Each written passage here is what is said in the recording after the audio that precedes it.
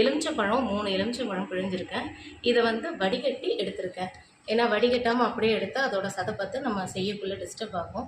அதனால் வடிகட்டி எடுத்திருக்கேன். தண்ணி, ஒயிட் கலருக்கு பெயிண்ட்டு, ப்ரெஷ்ஷு, ஐலைனர், சாந்து எடுத்திருக்கேன் ரெட் கலர் லிப்ஸுக்காக கௌரமிக்கு. ஃபஸ்ட்டு லெமன் தண்ணியை ஊற்றிக்கிறேன். கௌரமிக்கு வந்து நான் தேங்காய் எடுத்திருக்கேன். தேங்காயில் வந்து லைட்டாக மஞ்சள் தடவி இருக்கேன். இப்போ மஞ்சளை இந்த இடத்துல வைக்கணும். நம்ம சென்டராக இந்த இடம் வச்சுட்டோம் இல்லையா? இப்போ வச்சதுக்கப்புறம் நம்ம உள்ளங்கையை வச்சு நல்லா ப்ரெஸ் பண்ணணும். ப்ரெஸ் பண்ணதுக்கப்புறமா ஃபுல்லாக ஷேப் பண்ணிக்கோங்க. டோட்டலாக எல்லா இடமும் நல்லா ஸ்ப்ரெட் பண்ணி விட்டுருங்க. இதுலேருந்து மூக்கு ஸ்டார்டிங் ஆரம்பிக்கணும். மூக்கு கிட்ட லைட்டாக இப்படி ஒரு ப்ரெஸ்ஸு, இந்த சைடில் இப்படி ஒரு ப்ரெஸ், இப்படி ஒரு அழுத்தம் கொடுக்கணும். இது எதுக்குன்னா அந்த கண்ணம் லைட்டாக உப்புனாப்பில் வந்துடும்.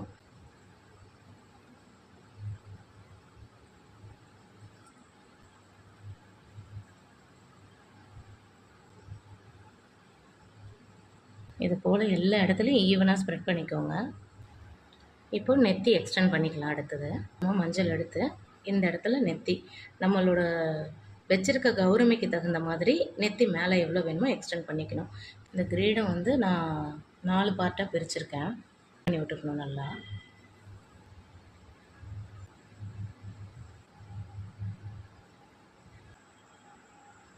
இப்போது இந்த 2 பக்கமும் கிரீடம் மாதிரி வச்சுருக்கேன். அதே போல் பேக் சைடும் இன்னும் 2 வைக்கிறேன். இருக்கும் வச்சிடலாம். 2 கிரீடமும் வச்சாச்சு. அடுத்தது காது.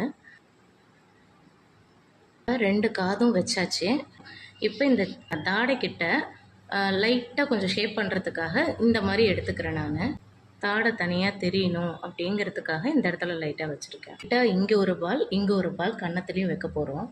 இப்போ கண்ணுக்கு வந்து சின்னதாக பொசிஷன் மட்டும் நம்ம வச்சுக்கிட்டோம்னா அதுக்கப்புறம் ஸ்டிக்கர் வைக்கிறதுக்கு ஈஸியாக இருக்கும். பண்ணி ஸ்ப்ரெட் பண்ணி விட்டுறணும். இப்போ லிப்ஸ் வைக்க போகிறோம்.